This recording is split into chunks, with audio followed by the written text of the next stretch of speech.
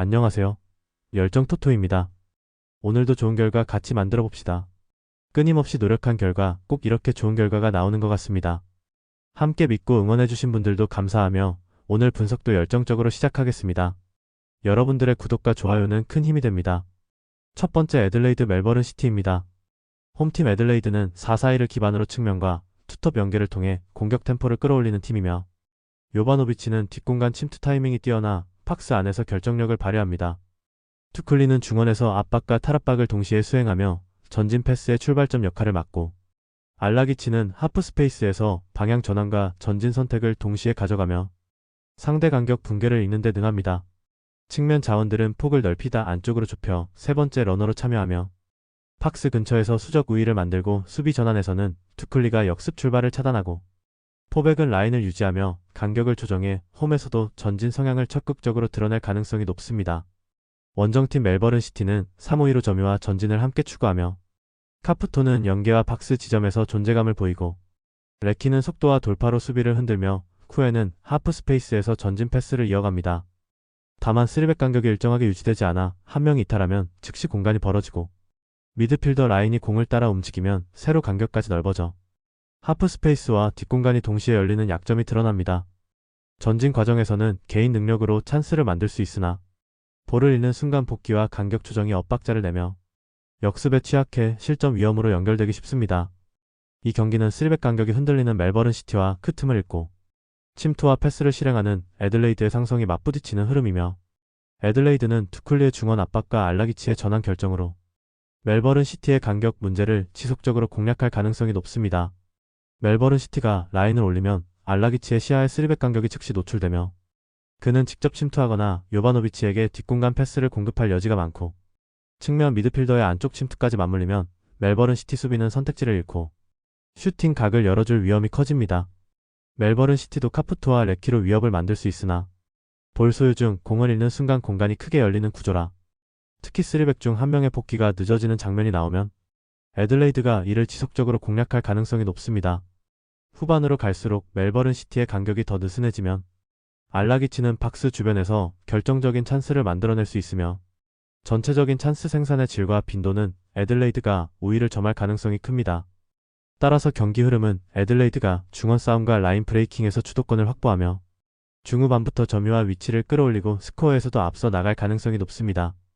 두 번째 신한은행 하나은행입니다. 홈팀 신한은행은 신지연을 중심으로 하프코트에서 안정적인 템포를 만들며 홍유순의 온볼 수비와 빠른 트랜지션이 초반 흐름을 끌어올립니다. 최희샘은 미드포스트에서 확실한 1대1 생산력을 보여주며 미마 루이는 림 프로텍트와 세컨드 찬스로 페인트존 주도권을 강화하고 내외곽 전환도 매끄럽게 연결합니다. 신지연, 신이슬, 김지영 조합의 스몰 라인업은 템포와 공간을 동시에 조절하며 변칙 운영을 가능하게 하고 다양한 조합은 공격 루트의 단조로움을 막아 상대 수비를 지속적으로 흔드는 구조로 이어집니다. 홈에서는 리듬이 잘 살아나는 편이라 초반 흐름을 잡는 순간 경기 전체를 주도할 기반이 마련됩니다. 하나은행은 박소의 중심의 외곽 전개를 사용하지만 하프코트 스페이싱이 일정하지 못하며 정예림은 움직임은 좋으나 수비 전환에서 상대의 빠른 템포를 따라가기 어렵습니다.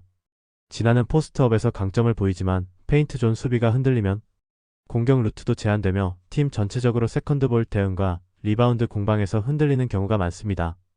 또한 스크린 대처가 한 박자 늦어 상대 패턴 플레이를 막기 어렵고 후반으로 갈수록 체력 저하와 외곽 집중력 감소가 겹쳐 클러치 구간에서 흐름이 불안정해지는 모습이 반복됩니다.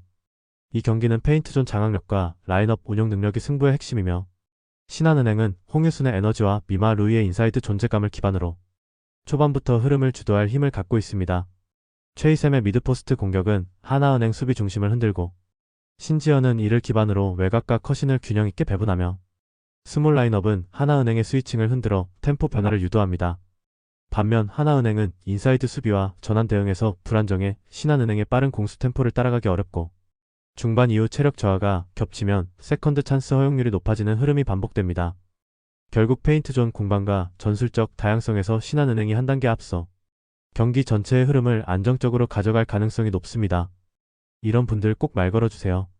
영상에 보이는 거와 같이 4가지 중 한 가지라도 해당되면 힘드실 수도 있으니 부담 갖지 마시고 아래 고정 댓글로 말 걸어주시면 됩니다.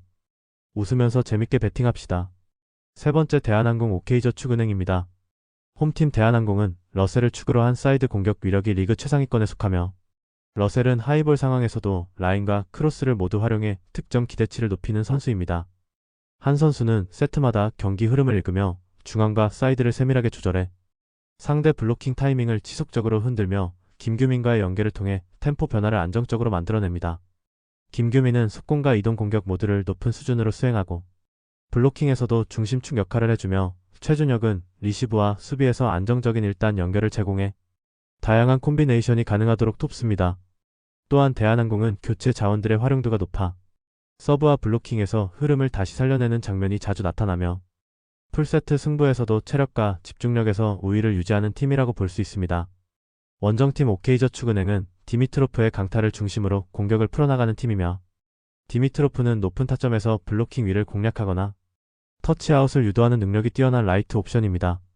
차지와는 리시브와 공격을 함께 책임지지만 리시브 부담이 커지는 날에는 공격 효율이 떨어지는 경향이 있으며 이민규는 경험 많은 세터지만 리시브가 흔들리는 세트에서는 디미트로프 쪽으로 볼이 과하게 몰리며 패턴이 단조로워지는 모습을 보입니다. 박원빈은 중앙에서 속공과 블로킹을 담당하지만 대한항공처럼 세트마다 템포를 나누어 쓰는 팀을 상대로는 블로킹 위치 선정에서 시험대에 오를 가능성이 큽니다.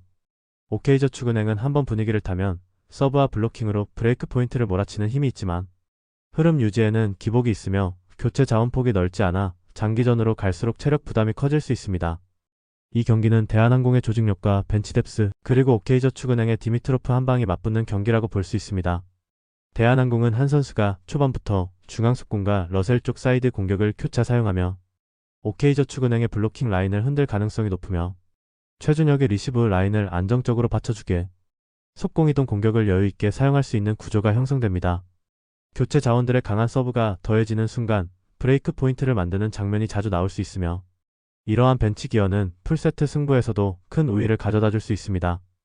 반면 OK저축은행은 디미트로프와 차지완의 공격 효율에 경기 흐름이 크게 좌우되며 리시브 라인이 흔들리는 순간 이민규의 선택지가 제한돼 공격 패턴이 단순해지는 약점이 있습니다. 또한 대한항공의 조직적인 블로킹과 리시브 퀄리티를 고려하면 디미트로프에게 하이볼이 몰리는 상황이 늘어날 가능성이 높아 체력 부담까지 커질 수 있습니다. 따라서 초반 서브 공세가 통한다면 한 세트 정도는 가져올 수 있겠지만 전체적인 뎁스와 세트 운영에서는 대한항공이 분명한 우위를 보일 가능성이 큽니다. 네 번째 정관장 페퍼저축은행입니다. 홈팀 정관장은 자네테를 중심으로 한 강타 위주의 사이드 공격이 가장 눈에 띄며 자네테는 높이와 파워를 겸비해 랠리가 길어져도 마지막 공을 책임지려는 성향이 강합니다.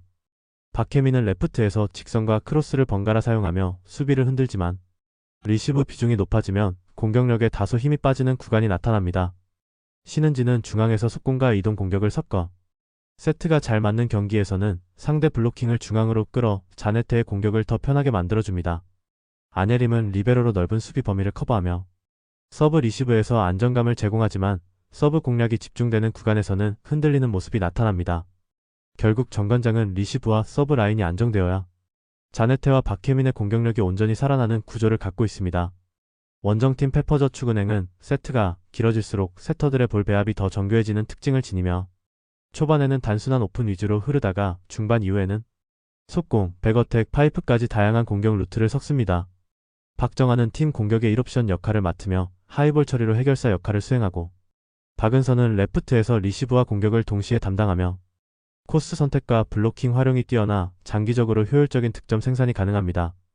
고예림은 수비와 리시브에서 안정감을 제공하며 세터가 중앙과 후위를 동시에 활용할 수 있는 시간을 벌어주고 임주은은 단순히 사이드로 몰지 않고 중앙 속공과 파이프까지 섞어 블로킹 타이밍을 흔들어 세트가 진행될수록 공격 패턴이 더 다층적으로 변합니다. 따라서 페퍼저축은행은 초반에는 단순해 보일 수 있으나 중반 이후 볼 배합과 템포 조절에서 상대보다 한 박자 앞서 흐름을 주도할 수 있는 팀입니다. 이 경기는 정관장의 강력한 사이드 공격과 페퍼저축은행의 다변화된 볼 배합이 맞붙는 승부입니다. 정관장은 자네테와 박혜민을 앞세운 강타 공격으로 초반 분위기를 잡고 서브로 상대 리시브 라인을 압박해 브레이크 포인트를 노릴 가능성이 높습니다. 그러나 리시브가 흔들리는 순간 세터 선택지가 제한되면 자네테 쪽으로 볼이 몰리며 블로킹에 예상 가능한 패턴으로 잡힐 위험이 커집니다. 반면 페퍼저축은행은 세트가 길어질수록 세터의 볼 배합이 섬세해지고 속공, 백어택, 파이프까지 다양한 루트를 열어 상대 블로킹 라인의 집중력을 분산시킬 수 있습니다. 박정아가 사이드에서 균열을 만들면 중앙과 후위 활용 패턴으로 전환해 흐름을 이어갈 수 있으며, 박은서와 고혜림이 리시브 라인에서 시간을 벌어주면 임주은이 템포를 빠르게 가져가 공격 방향을 지속적으로 바꿀 가능성이 높습니다. 정관장은 홈에서 초반 서브 러시로 승부를 걸 수 있지만 흐름이 길게 이어지지 않으면 세트 중반 이후 체력과 집중력 싸움에서 밀릴 수 있습니다. 결국 서브 리시브 싸움과 세트 중반 이후 볼 배합에서 누가 더 많은 변수를 가져가느냐에 따라 승부 방향이 정해지며, 페퍼저축은행이 공격 패턴과 템포를 조절하며 정관장의 블로킹 집중력을 흔들 경우 후반으로 갈수록 점수차를 벌릴 가능성이 높습니다. 따라서 4세트 이상 진행될 경우에도 볼 배합과 템포 조절 면에서 우위를 가진 페퍼저축은행이 전체 흐름을 안정적으로 가져갈 가능성이 높습니다. 구독자 및 시청자분들, 오늘 하루도 의미 있는 배팅해봅시다. 구독과 좋아요, 알림 설정 부탁드리며 조합이 힘드신 분들은 아래 고정 댓글로 말 걸어주시면 무료로 최종 조합 공유해드립니다. 모두 감사합니다.